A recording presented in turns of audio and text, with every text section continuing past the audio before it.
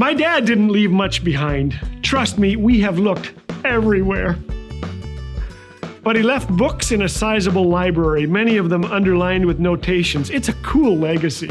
I've been reading through these books and encountering stories of courageous heroes, stories that deepen my faith and leave me encouraged and make me laugh. Here are just three. Charlespurgeon was a rock star preacher, very famous, who preached at odd times. One night he preached an entire sermon in his sleep.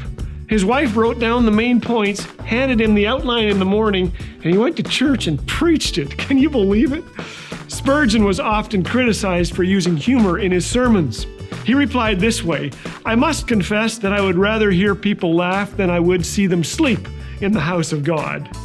He once said, "It is a sort of tradition of the fathers that it is wrong to laugh on Sundays. Some believe that the 12th commandment is, 'Thou shalt pull a long face on Sunday.' I do believe that there may be as much holiness in a laugh as in a cry." Martin Luther was known as a happy man who smiled a lot, but he also suffered from severe physical ailments and great criticism. During one difficult period, he gave in to depression and worry.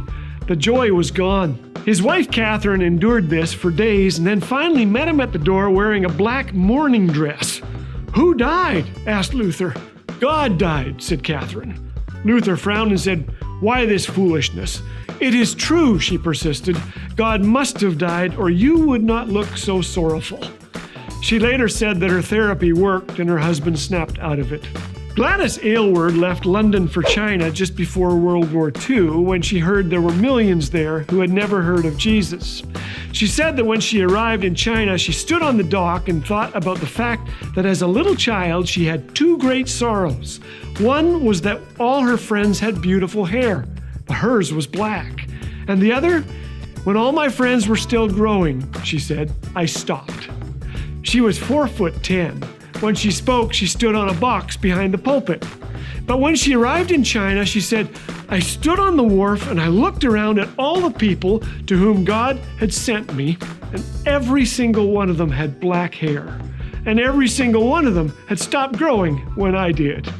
She lifted her hands and said, the Lord knows what he's doing. Gladys's remarkable story of leading a group of orphans on a dangerous mountain journey to freedom in China was made into a movie starring Ingrid Bergman. She would have had the star status of a Cate Blanchett back then. The movie is called The Inn of the Sixth Happiness. You can watch it on Amazon, where it has a well-deserved 5-star rating. Gladys Aylward's personal friend Kathleen Smith wrote that while Ingrid Bergman was filming the movie, this great Hollywood star was so taken with the missionary's life that she contacted her. Gladys Aylward returned the letter and told Ingrid more about Jesus. But before they could meet, Gladys died. Ingrid Bergman sort of disappeared in 1970. The press wrote this, Ingrid Bergman seems to have gone on a tour of the Orient just looking around on her own. Columbia Pictures, hoping to get her to attend the April world premiere of one of her movies, A Walk in the Spring Rain, wishes it could locate her. What they didn't know is that Ingrid was visiting Kathleen Smith in Gladys's former home and tracing the footsteps of Gladys Aylward. Smith wrote this, Ingrid touched several things in the room reverently and then knelt by Gladys's bed, and when she rose, she was a converted soul. At a memorial held in London, 1,000 guests were present. Ingrid Bergman was among the stars. She spoke of her role in the movie, then quoted Gladys Aylward, Oh God, here's my Bible, here's my money, here's me, use me, God.